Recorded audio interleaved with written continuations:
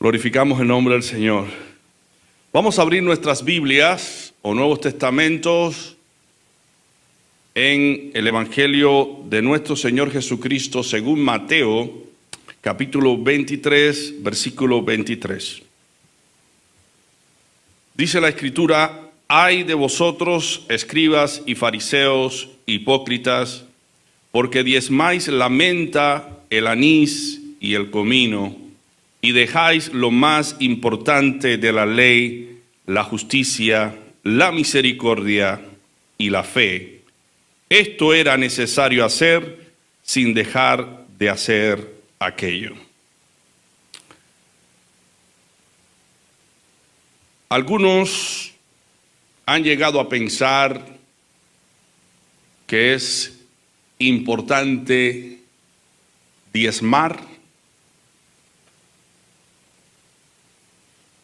y no han tenido en mente que lo más importante de todo es la justicia, la misericordia y la fe.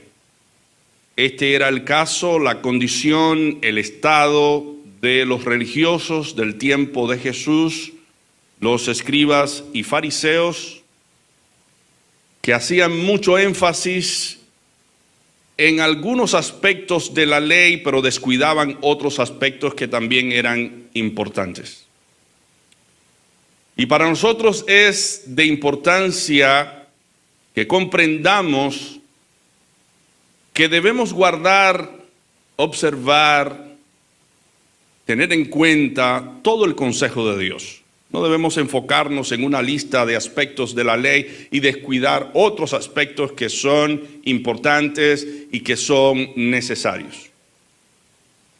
Por eso en el día de hoy quiero traer un tema. No es usual para mí predicar sobre este tema, debido a que cumpliendo este rol pastoral me es incómodo hablar del tema de hoy, pero como pastor y guía espiritual, yo pienso y considero que es importante que hable de este tema.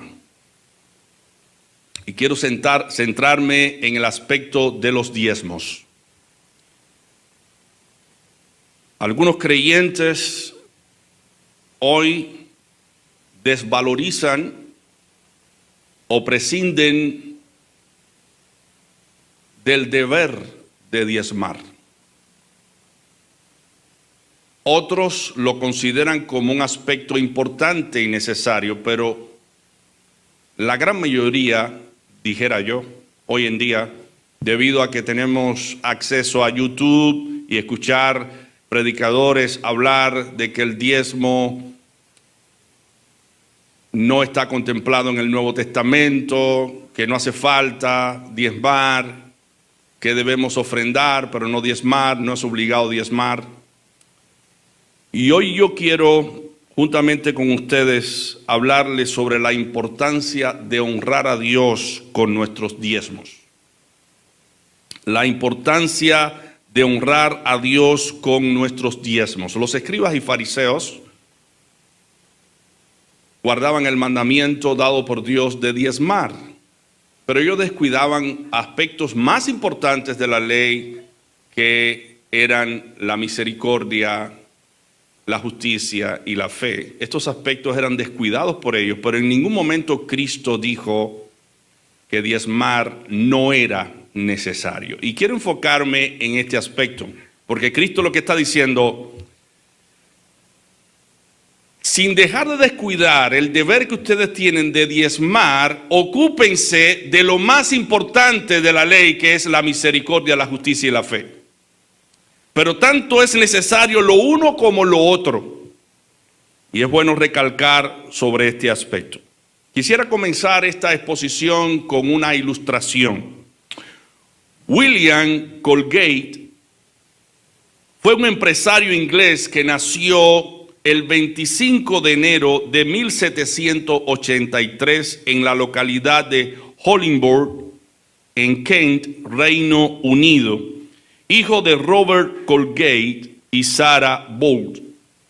Siendo muy joven, emigró a Nueva York, pues se vio obligado a abandonar su hogar ya que sus padres no podían sostenerlo, debido a la gran escasez económica en la que vivían. Con tan solo 16 años de edad, se ganaba la vida recorriendo las calles vendiendo jabones con una caja de madera colgada al cuello. Con sus ventas ayudaba a su mamá, quien había enviudado, además de colaborar para la educación de su hermanita. Siendo él un joven de campo, se encontró con lo duro de conseguir trabajo en la gran ciudad. Sin embargo, su fe en Dios lo ayudó a continuar en la búsqueda por superarse y prosperar. Un día, para protegerse de la lluvia, se refugió en una iglesia y escuchó cuando el predicador narraba la historia de Jacob. E hizo Jacob voto diciendo: si fuere Dios conmigo y me guardare en este viaje en que voy, y me diere pan para comer y vestido para vestir, y si volviere en paz a casa de mi padre, Jehová será mi Dios. Y esta piedra que he puesto por señal será casa de Dios, y de todo lo que me diereis, el diezmo apartaré para ti. Génesis 28, del 20 al 22. Acabado de salir del templo, William se arrodilló con su cajita de jabón y oró diciendo: oh Dios, si me sacas de esta pobreza en que me encuentro, te prometo que durante toda mi vida daré para ti la 10ª parte de todo lo que gane. Durante la noche tuvo un sueño en el cual escuchó una voz que le decía: aprende a fabricar jabones. Tuvo fe y obedeció, ya que al día siguiente consiguió un empleo en una fábrica de almidón, jabones y velas. Llegó como un mensajero, pero por su buena conducta fue ascendiendo hasta que aprendió a fabricar jabones. Pronto llegó a ser socio en el negocio del jabón, pero pocos años más tarde se convirtió en el único propietario debido al fallecimiento de su socio. El negocio creció prósperamente gracias a su esfuerzo y, por supuesto, porque él continuó honrando a Dios con sus diezmos. Para 1806, William Colgate descubrió la fórmula de la crema dental e introdujo los tubos de pasta de dientes, que hasta esa fecha se comercializaban en polvo o en tarro. Por la calidad de sus productos, ya se encontraba produciendo una línea de jabones para el lavado de ropa. Su fidelidad y dedicación a Dios le hizo prosperar y triunfar como empresario, ya que después de comenzar con el 10% de su diezmo, continuó con el 20%, luego con el 30%, con el 40% y con el 50%, así hasta llegar a dar el 90% de todas sus ganancias. Sus ventas aumentaron rápidamente con el paso del tiempo, por lo que su jabón comenzó a ser una marca reconocida en muchos hogares a través del mundo. Colgate fue considerado el hombre más rico, sobreviviendo con apenas el 10% de sus ganancias. Fue alguien que apoyó a hombres de Dios para que se pudiera llevar el mensaje de salvación a muchas naciones. La Universidad Colgate lleva su apellido en reconocimiento a su labor como benefactor de la institución. William ayudó a organizar varias sociedades bíblicas, inclusive la American Bible Society en 1816. Después de su muerte, el 25 de marzo de 1857, sus hijos continuaron siendo fieles a Dios, por lo que años más tarde, en 1928, y debido a su creciente internacionalización, la compañía decide fusionarse con Palmolive Pitt para luego terminar siendo Colgate o Colgate, como decimos nosotros los hispanos, Colgate-Palmolive. Sin duda, eso ha dejado una tremenda enseñanza sobre lo importante que es honrar a Dios con nuestros diezmos y la fidelidad de Él hacia nosotros y por consiguiente poner en práctica nuestra fe, disciplina y esfuerzo. William Colgate le creyó a Dios y a sus promesas y fue prosperado. Después de esta ilustrativa historia, es importante para nosotros los cristianos replantearnos algunas preguntas relacionadas con el diezmo, a las que queremos responder en el decursar de esta predicación. En primer lugar, ¿por qué debemos honrar a Dios con nuestros diezmos? La respuesta primera a esta pregunta es la siguiente: porque el diezmo es de Dios. El diezmo es de Dios. Dice Malaquías 3:8, ¿robará el hombre a Dios? Por lo tanto, si le robo a Dios es porque el diezmo es de Dios, es propiedad de Dios. Pues vosotros me habéis robado y aún preguntáis, ¿en qué te hemos robado? Dice el Señor, en vuestros diezmos y ofrendas. En Lucas capítulo 20, versículo 25, dice Jesús, dad a César lo que es de César y a Dios lo que es de Dios. En la palabra de Dios, Dios ha dicho que sus diezmos y sus ofrendas son de Él. Él se pronuncia de esa manera, Él es dueño, no solamente de los diezmos, nosotros sabemos que Él es dueño de todo, ¿verdad? Dios es dueño de todo. Pero específicamente en la Biblia, Él habla acerca de los diezmos y las ofrendas porque esto le agrada a Él. En segundo lugar, ¿por qué debemos honrar a Dios con nuestros diezmos? Porque el diezmo es dedicado al que hace la obra de Dios. Es dedicado a aquel que hace la obra de Dios, que se dedica a hacer la obra de Dios.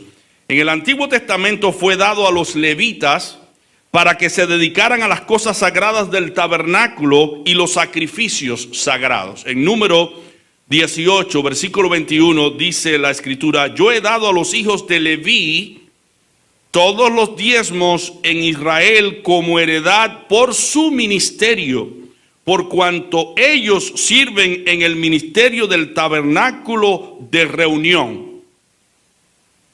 Había una de las tribus de Israel que no se ocupaba en trabajos seculares. Su trabajo era todo lo relacionado o estaba relacionado con todo lo que tenía que ver con el altar de Dios, con lo sagrado de Dios. Y el resto de las tribus tenían el compromiso, el deber de sostener a la tribu de Leví, que no se ocupaba de otra cosa sino de la obra de Dios.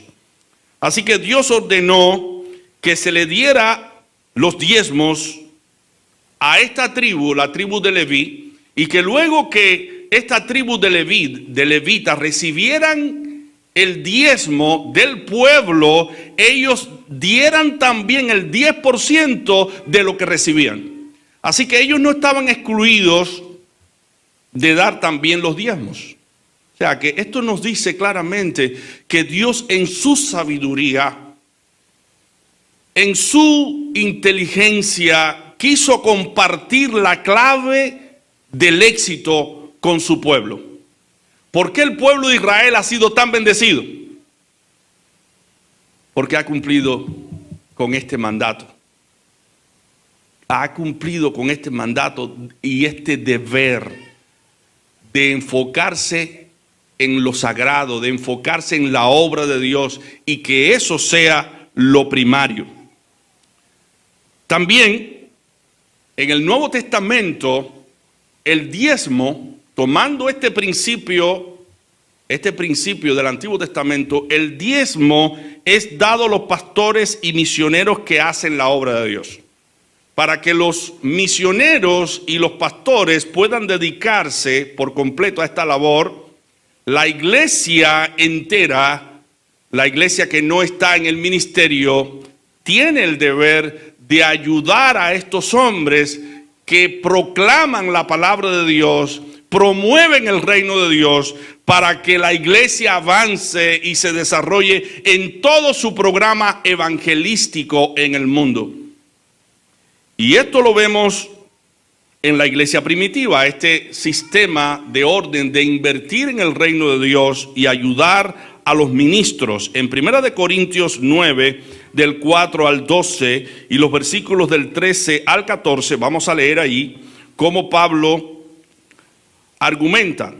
¿Acaso no tenemos derecho a comer y beber? ¿No tenemos derecho a llevar con nosotros una hermana por esposa, como hacen también los otros apóstoles, los hermanos del Señor y Cefas? ¿O solo yo y Bernabé no tenemos derecho a no trabajar? Habían dos apóstoles, Bernabé y Pablo, que no recibían compensación de parte de la iglesia. Ellos rehusaron a este derecho, pero estaba establecido en la iglesia primitiva que los apóstoles devengaran un salario de la iglesia. Pero ellos rehusaron de ese derecho y también rehusaron del derecho de estar acompañado por una esposa. O sea, que no se casaron, se dedicaron por completo al evangelio. Habían dos derechos: derecho a ser compensado por su labor evangelística y derecho también a casarse, pero ellos rehusaron a esos dos derechos. Por eso dice Pablo: ¿o solo yo y Bernabé no tenemos derecho a no trabajar? Bernabé y Pablo trabajaban para suplir sus propias necesidades, pero el resto de los apóstoles y ministros eran sostenidos por la iglesia. Y fíjense cómo dice: ¿quién fue jamás soldado a sus propias expensas? ¿Quién planta una viña y no come de su fruto? ¿O quién apacienta el rebaño y no toma de la leche del rebaño? ¿Digo esto solo como hombre? ¿No dice esto también la ley? En la ley de Moisés está escrito: no pondrás bozal al buey que trilla. Si el buey trabaja, tiene derecho a ser alimentado, ¿sí o no? ¿Se preocupa Dios por los bueyes o lo dice enteramente por nosotros? Fíjense cómo Pablo hace esta comparación.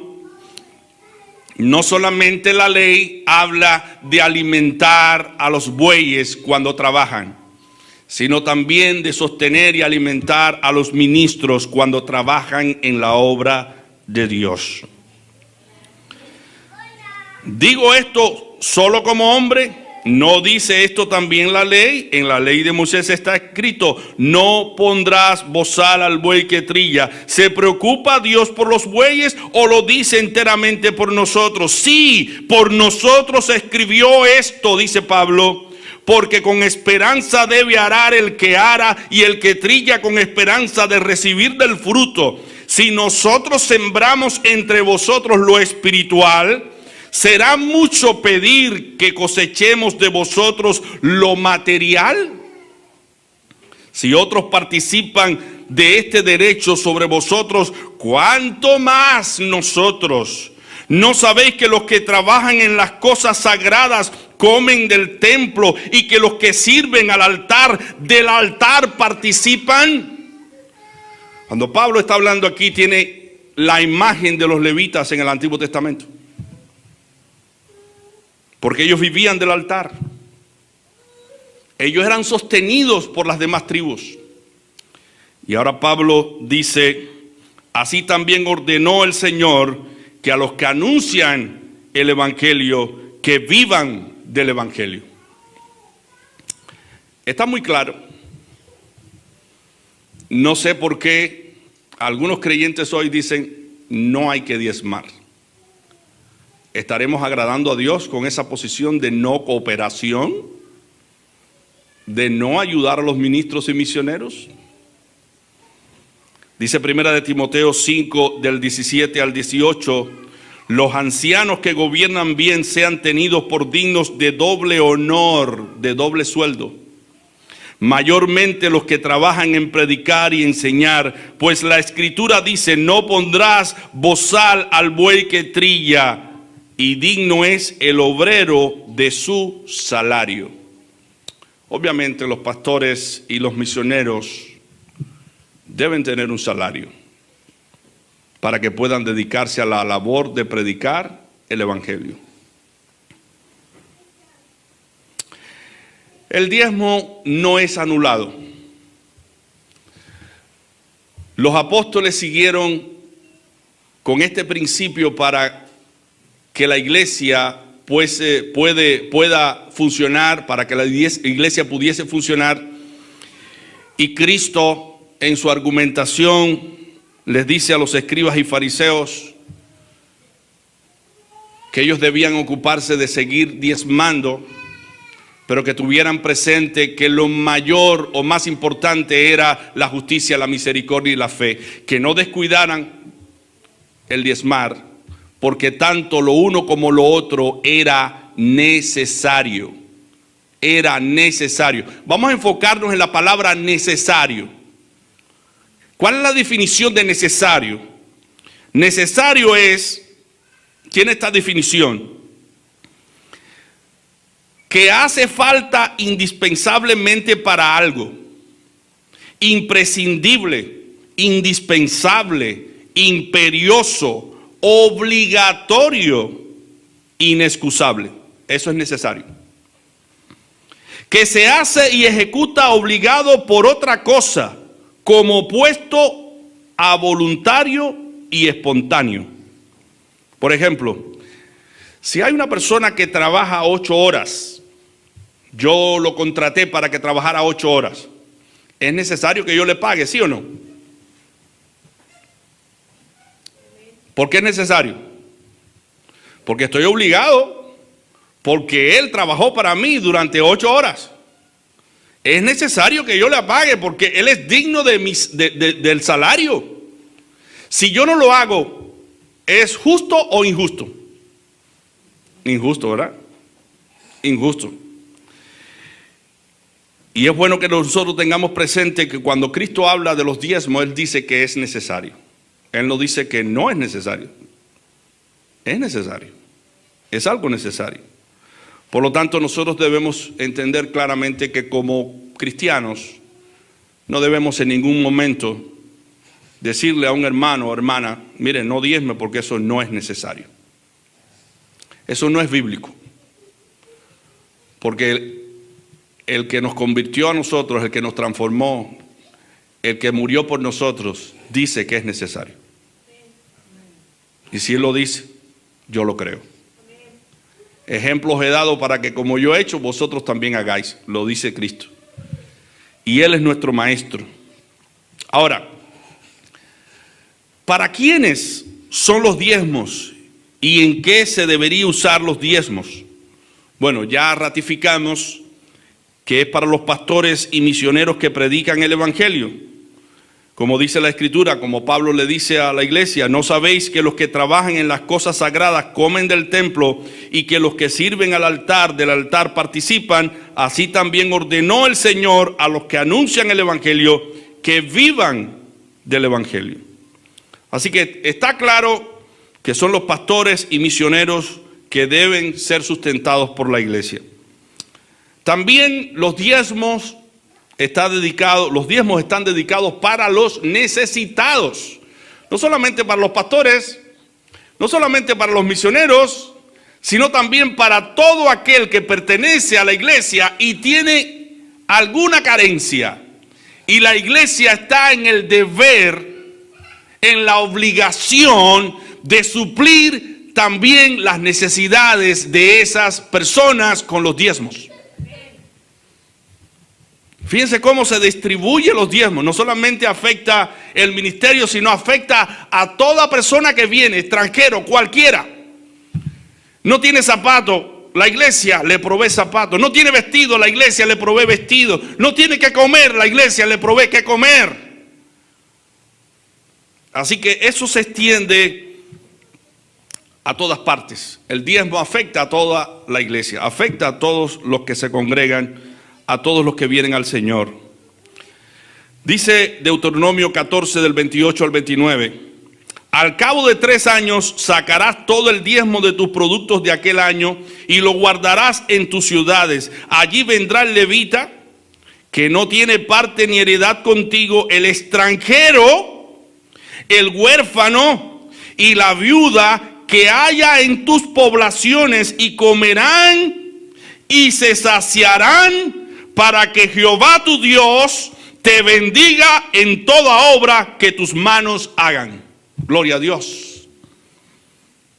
Si el diezmo es sagrado y responde a los intereses del evangelio y de las almas necesitadas, debería también usarse para el establecimiento de misiones y estaciones de predicación en distintos países y lugares, para la educación y preparación de ministros que llevan el evangelio y misioneros que son enviados a hacer la obra de Dios, también para impulsar y promover el evangelio por medio de literaturas cristianas y otros medios de comunicación. Y hablando de literatura cristiana, tenemos que hablar de tinta, tenemos que hablar de papel, tenemos que hablar de impresión, para que ese mensaje pueda llegar a todas partes. También tenemos que hablar de diseño o digitalización del material que se le va a regalar a la persona a la que se predica. Y todo eso es dinero. Todo eso es dinero. Para las campañas evangelísticas y actividades propias de la evangelización, incluso si fuera necesario, para la construcción, reparación de templos y casas pastorales.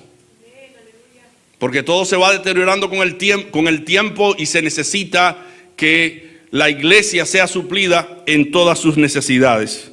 Mi hermano, no podemos estar ausentes de esta realidad.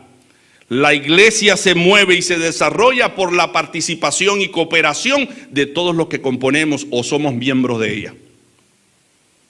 Si alguno dice, yo no estoy comprometido, yo no soy parte de esto, en verdad, mirémonos desde la perspectiva de Dios. Dios nos lo ha dado todo, ¿sí o no?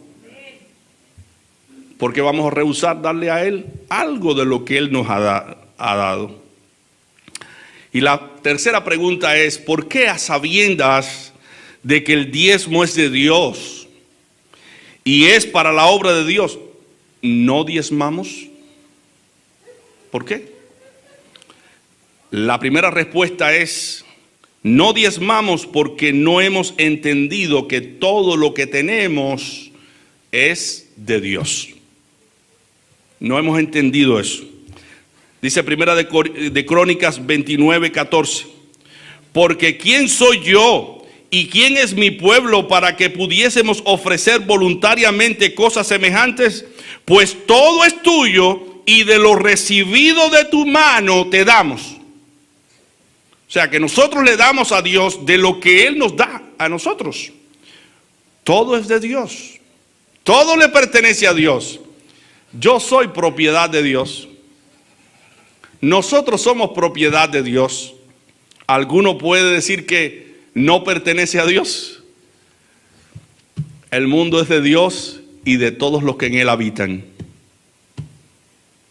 En Dios nos movemos y somos. No hay nada que nosotros tengamos que Dios no nos lo haya dado. Así que la primera razón por la que nosotros no diezmamos es porque pensamos que algo es nuestro. Y no hemos llegado a pensar claramente que todo lo que tenemos es de Dios. En segundo lugar, no diezmamos porque pensamos más en suplir nuestras necesidades y gustos que en suplir las necesidades de la obra de Dios. Y eso se ve a las claras. Yo tengo un proyecto, no quiero salirme de este proyecto, esto yo me lo quiero comprar, me quiero comprar un monitor de este tamaño, quiero viajar a Europa, quiero hacer esto, aquello, pongo mis intereses y mis necesidades, supuestas necesidades, las pongo ante el deber de cooperar y ayudar la obra de Dios. Y creo que, sin lugar a duda, en algún momento a todos nos ha pasado así. Y tenemos que encarar esta situación y decir, Señor, yo estoy mal cuando yo no tengo presente tu reino como primera cosa. Como tú dices en tu palabra, buscad primeramente el reino de Dios y su justicia, y todas las demás cosas vendrán por añadiduras. Señor, perdóname por yo poner delante de ti otras cosas antes que el reino de Dios. Y en tercer lugar, no diezmamos porque no tenemos fe en la promesa. Eso es otra cosa. Miren, dar es un acto de fe. Cuando tú das, tú estás poniendo la fe en un Dios grande que es poderoso para darte el doble de lo que tú das. Pero lo que pasa es que la falta de fe no nos permite ser espléndidos. No nos permite abrir las manos para ayudar. La falta de fe no nos permite hacer nuestro trabajo, cumplir con nuestro deber. Pero Dios dice en su palabra esta promesa. Una promesa en Malaquías 3:10. Traed todos los diezmos al alfolí y hay alimento en mi casa, y probadme ahora en esto. William Colgate probó a Dios. Si tú me bendices, yo voy a dar mis diezmos para ti, los diezmos para ti. Pero a partir de ahí él empezó a dar los diezmos. Él no esperó que viniera la bendición, sino que a partir de ahí él empezó a diezmar, y Dios empezó a abrirle campo y vía para ser prosperado, y fue prosperado en gran manera porque creyó en Dios, creyó en esta promesa. Probadme ahora en esto, dice Jehová de los ejércitos, a ver si no abro las ventanas de los cielos y derramo sobre vosotros bendición hasta que sobreabunde. Si nos falta fe, dice la Escritura, si alguno tiene falta de fe, pídalo a Dios. Debemos pedirle a Dios que aumente nuestra fe, o que nos permita leer las Escrituras de tal manera que nosotros podamos aumentar nuestra fe, porque así lo dice la Escritura, que la fe viene por el oír y el oír de la palabra de Dios. Debemos creerle a Dios que todo lo que Dios ha dicho en su palabra es verdad. Y si Dios ha dicho que va a abrir las ventanas de los cielos y va a derramar sobre nuestras vidas bendiciones hasta que sobreabunde, así sucederá, porque Dios no es hijo de hombre para que se arrepienta, e hijo de hombre para que no cumpla con su palabra. Él dijo y hará, y debemos creerle a Dios. Ahora, ¿cuáles son los beneficios que proporcionamos al diezmar? Al diezmar traemos crecimiento y desarrollo a la obra de Dios. Traemos crecimiento y desarrollo a la obra de Dios. Hay abundancia para todos. Dice la Escritura, traed los diezmos al alfolí y hay alimento en mi casa. Va a haber alimento para todos.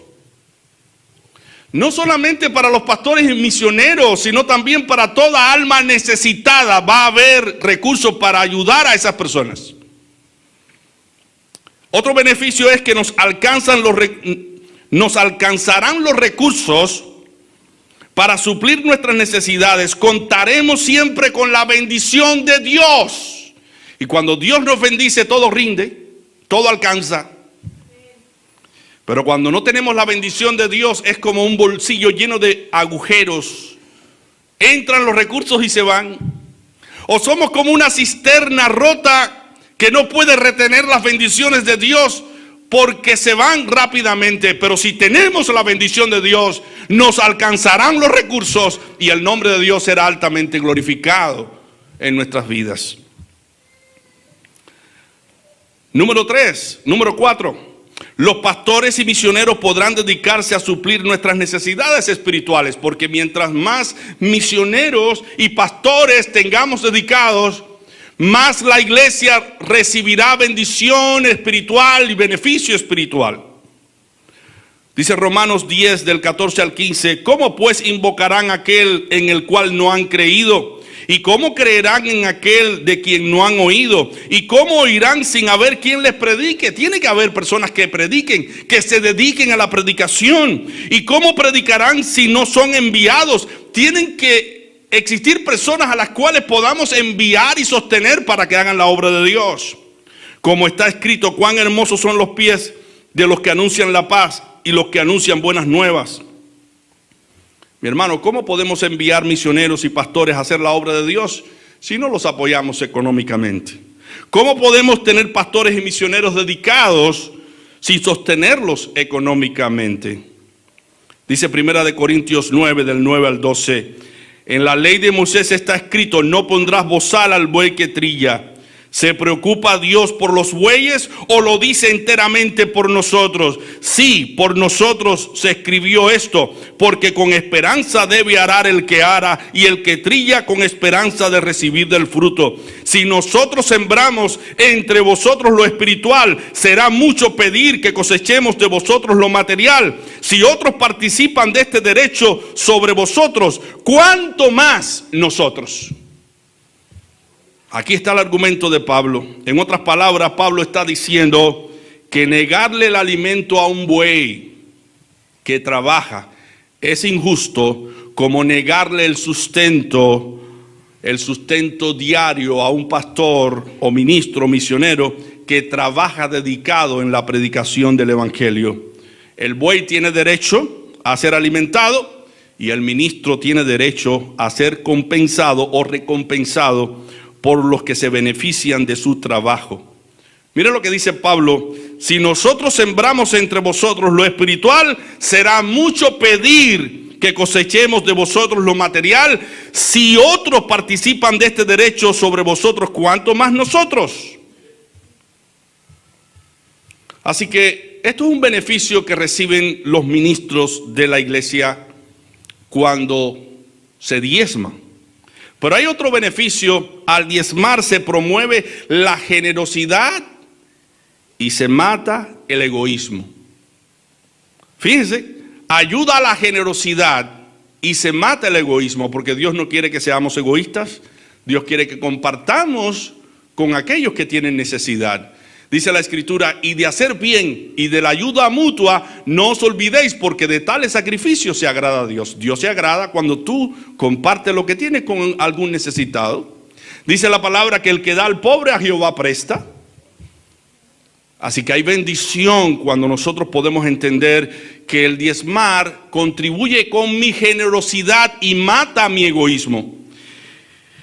Y también es una práctica que nos recuerda que somos mayordomos y no dueños de nuestros bienes. Dice Primera de Crónicas 29:14, porque ¿quién soy yo y quién es mi pueblo para que pudiésemos ofrecer voluntariamente cosas semejantes? Pues todo es tuyo y de lo recibido de tu mano te damos. Dios ha puesto bienes en nuestras manos para que los administremos, pero no somos dueños de esos bienes. Dios es el dueño y Dios espera que tú y yo administremos bien los recursos que Él pone en nuestras manos. Mira lo que dice Pablo en 1 Timoteo 6:17, a los ricos de este mundo o de este siglo manda que no sean altivos ni pongan la esperanza en las riquezas, las cuales son inciertas, sino en el Dios vivo que nos da todas las cosas en abundancia para que las disfrutemos. Así que todas las cosas Dios nos las da en abundancia para que las disfrutemos. Ahora, puede suceder algo parecido a lo que sucedió con el pueblo de Israel. El pueblo de Israel estaba en Egipto, Dios lo sacó de Egipto y lo llevó a una tierra que fluye leche y miel. Ellos no tuvieron que plantar ni edificar.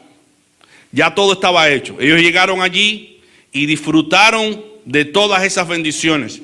Y Dios advierte al pueblo que cuando eso sucediera, ellos no se llevaran por sus emociones y dijeran, todo esto lo he hecho yo con mis manos.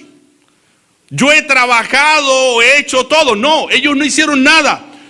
Todo estaba hecho. Dios le proveyó de un lugar donde ellos no tuvieron que sembrar los árboles frutales. Cuando llegaron allí, comían de esos frutos, de esos árboles que ya estaban plantados. Ellos fueron a una tierra que fluía leche y miel. Pero Dios le estaba advirtiendo al pueblo de Israel, cuando eso pase, cuando eso suceda, que no se te vaya para la cabeza la soberbia y el orgullo y tú pretendas dar a conocer que todos esos bienes provienen de tu mano y no de un Dios todopoderoso que da todas las riquezas. Y vayamos a Deuteronomio 8, del 11 en adelante, donde Dios le dice al pueblo de Israel, cuídate de no olvidarte de Jehová tu Dios, para cumplir sus mandamientos, sus derechos, sus decretos y estatutos que yo te ordeno hoy. No suceda que comas y te sacies y edifiques buenas casas en que habites y tus vacas y tus ovejas se aumenten y la plata y el oro se te multipliquen y todo lo que tuvieres se aumente y se enorgullezca tu corazón. Y te olvides de Jehová tu Dios, que te sacó de la tierra de Egipto, de casa de servidumbre, que te hizo caminar por un desierto grande y espantoso, lleno de serpientes ardientes y de escorpiones y de sed, donde no había agua, y Él te sacó agua de la roca del pedernal, que te sustentó con maná en el desierto, comida que tus padres no habían conocido, afligiéndote y probándote para la postre hacerte bien. Y digas en tu corazón, mi poder y la fuerza de mi mano me han traído esta riqueza. Si no, acuérdate de Jehová tu Dios, porque Él te da el poder para hacer las riquezas a fin de confirmar su pacto que juró a tus padres como en este día. Mas si llegares a olvidarte de Jehová tu Dios y anduvieres en pos de dioses ajenos y les sirvieres y a ellos te inclinares, yo lo afirmo hoy contra vosotros que de cierto pereceréis. Como las naciones que Jehová destruirá delante de vosotros, así pereceréis por cuanto no habréis atendido a la voz de Jehová vuestro Dios. Mi hermano, todas estas cosas que se escribieron para nuestra enseñanza. ¿Sabían ustedes eso? Que también nuestro corazón puede enorgullecerse por las cosas que ahora tenemos. Y las podemos atribuir a nuestro trabajo. Esto lo luché yo. Esto lo trabajé yo. Esto lo gané yo. No. Eso te lo dio Dios. Te lo entregó Dios. Te lo proveyó Dios. Y Dios le dice al pueblo de Israel, primero, no olvides, y te dice a ti y a mí, que diezmar es uno de los mandamientos de Dios. Cuando le dicen Malaquía, ustedes han olvidado el deber de diezmar. ¿En qué nos hemos olvidado? ¿En qué tenemos que volvernos a ti? Bueno, en vuestros diezmos y ofrendas es un mandamiento de parte de Dios. No olvides que diezmar es uno de los mandamientos de Dios. Segundo, las bendiciones que tenemos vienen de Dios. Dios te las ha dado, pero también te las puede quitar. Tercero, Dios es el que da poder para hacer las riquezas. ¿De quién viene la energía y la salud que tú tienes? ¿De quién viene? ¿De ti o de Dios? De Dios. Cuarto, diezmar es un acto de adoración a Dios. Y es un acto de gratitud. Es darle a Dios en gratitud por lo que Él nos ha dado primero. Y quinto, debemos dar a César lo que es de César y a Dios lo que es de Dios.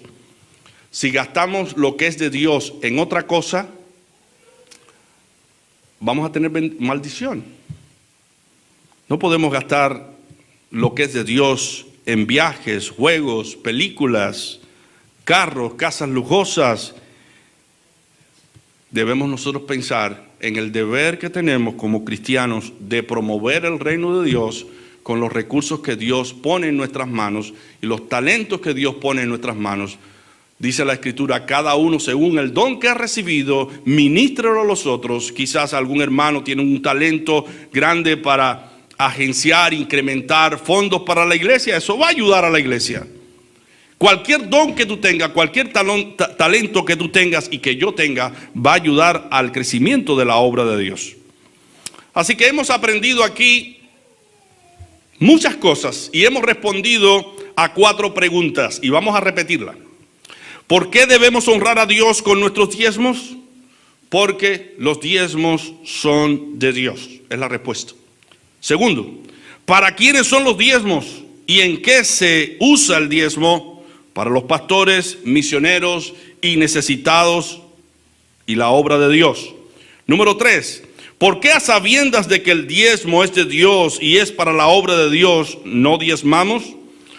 Porque nos olvidamos de que todo es de Dios, todo pertenece a Dios.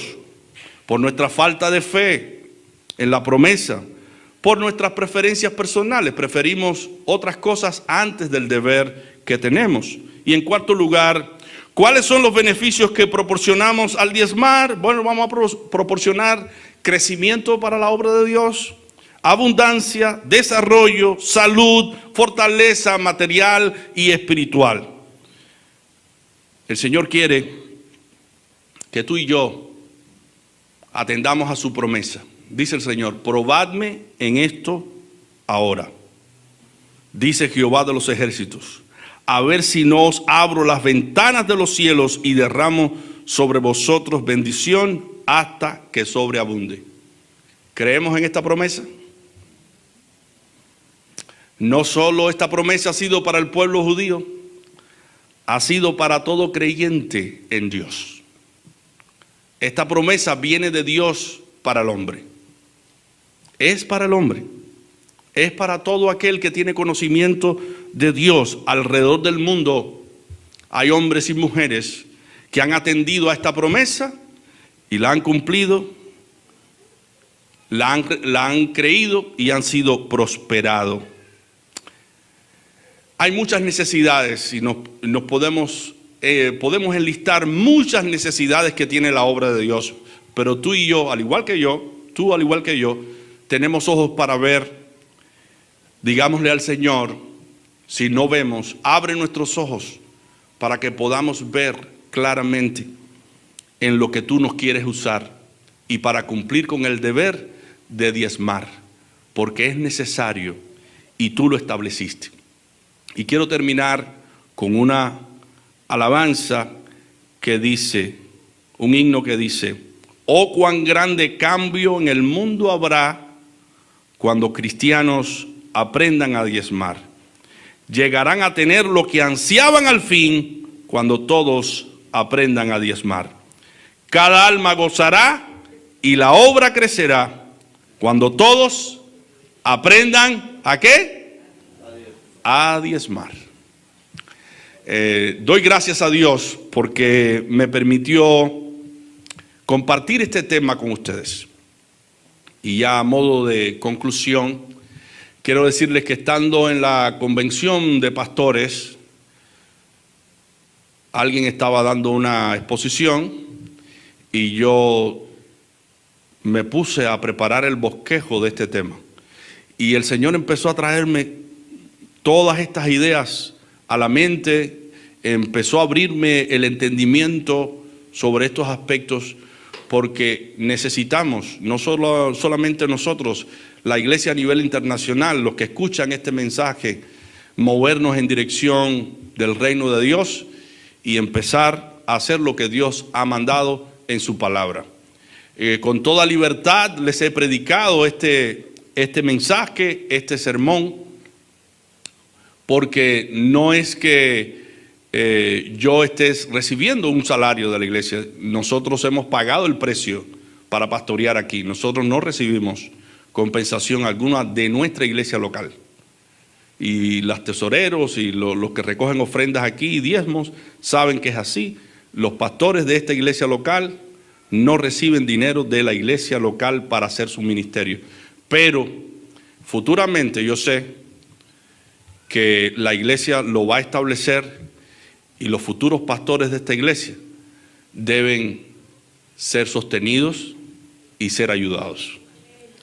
Y por esa razón estamos preparando todas las condiciones para que no solamente nosotros, sino a través de toda la iglesia, internacionalmente, que escuchan estas predicaciones, puedan cada miembro concientizar la idea: Dios me ha llamado para sostener la obra de Dios con mis diezmos y mis ofrendas y mi trabajo en la iglesia. Que de todo esto Dios reciba la honra y la gloria.